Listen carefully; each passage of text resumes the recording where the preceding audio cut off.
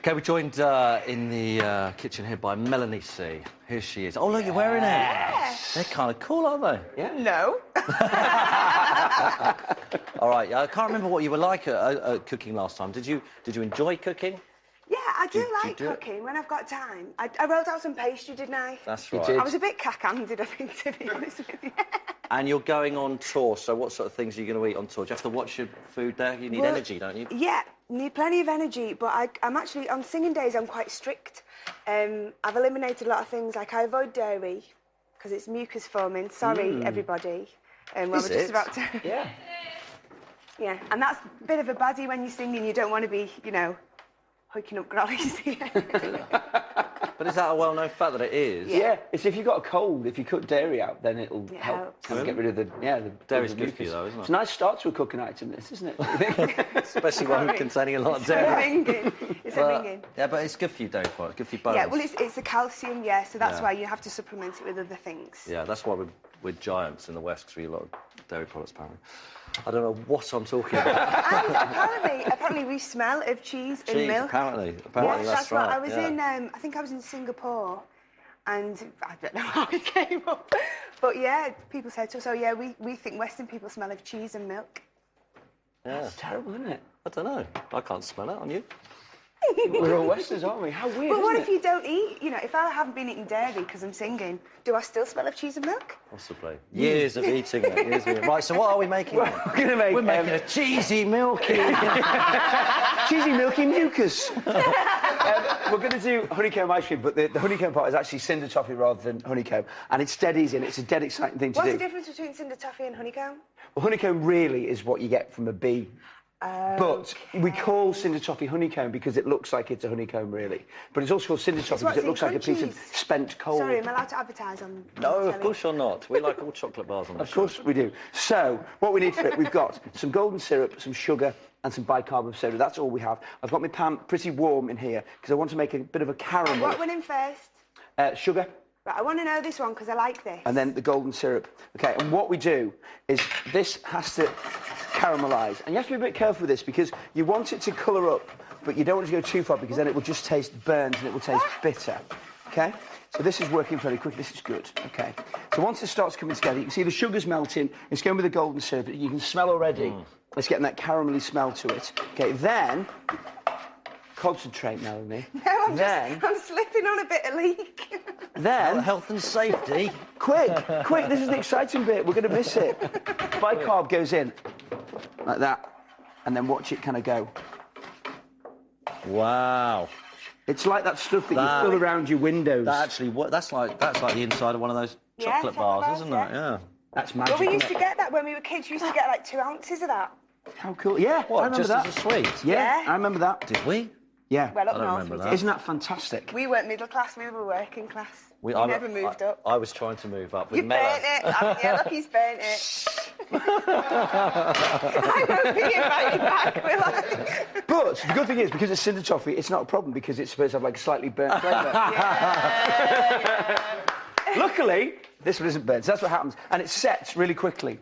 By the end of this item, this will be nearly set because Can what I have you do a little is... bit of this because I can't have any ice cream? Yeah, have a little taste of that. Do Ta. you want to taste? Yeah, why not? Don't want to be left out. That's good, isn't it? That just on its own is absolutely brilliant. And as I say, this then goes onto a cold service, so it will set really quickly. Now, our ice cream. Normally, you'll be adding loads of things like eggs, etc., etc. This is a very simple ice cream. I actually don't particularly like making homemade ice cream because I think sometimes the texture's rubbish. It's too icy. So, what we've got for ours simply is just some cream that we've whipped, which is in the bowl there already, some condensed milk, and some vodka. Right? Vodka? So Mel, if you want to put the condensed milk and the vodka in with your whipped cream and then give it a really, really good Condensed milk is this? Yeah. All together? All of it, yeah, all in. And the vodka as well. Do you want to know why we put the vodka in? Yeah. Because I was going to swear then. Yeah, because what you want to do is, this problem when you make homemade ice cream, if you ever made it, then what happens is you get loads of ice crystals forming. So what you're supposed to do is put it in the freezer, and then after 2 hours you break up the ice crystals, so it goes on, and that's how you get it to be creamy. Pain in the backside. You don't want to do that. That isn't what you want to do at all. So, by putting vodka or any spirit in it, you lower the freezing temperature. So it means it prevents the ice crystals forming, so it Science. stays creamy. It's a science. It is a science. Puds are always a science. This is the reason why people don't cook them. Because if you can't really mess around with them too much. Really, really beat that. Then what we do, Mel, is with our honeycomb, that'll be it, that's fine. With a honeycomb, you can just give that a bit of a bashing or a chopping, whatever you want to do, and fold that into it as You well. want to do that? No, you do it. Oh, what? Come on. Yes. Yes. It's going everywhere. Whoa. This is good. isn't it? But you know what I find? Making desserts is the most fun thing. I think it's the most satisfying. Do you know what I mean? What sort of things do you make, though? Well, like if you bake cakes and they rise, cakes, it's like yeah. magic. Yeah.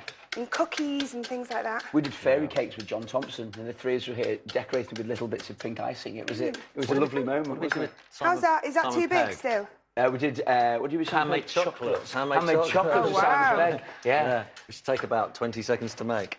And we had to make it last 3 minutes. But if you'd had me, it would have been all right, wouldn't it? That's good. Yeah. So you're quite delicate with that. All of that goes into there, Mel. Fold it all in and then pour it into that container next Don't to be you. frightened, just chuck it in. Yeah, all in.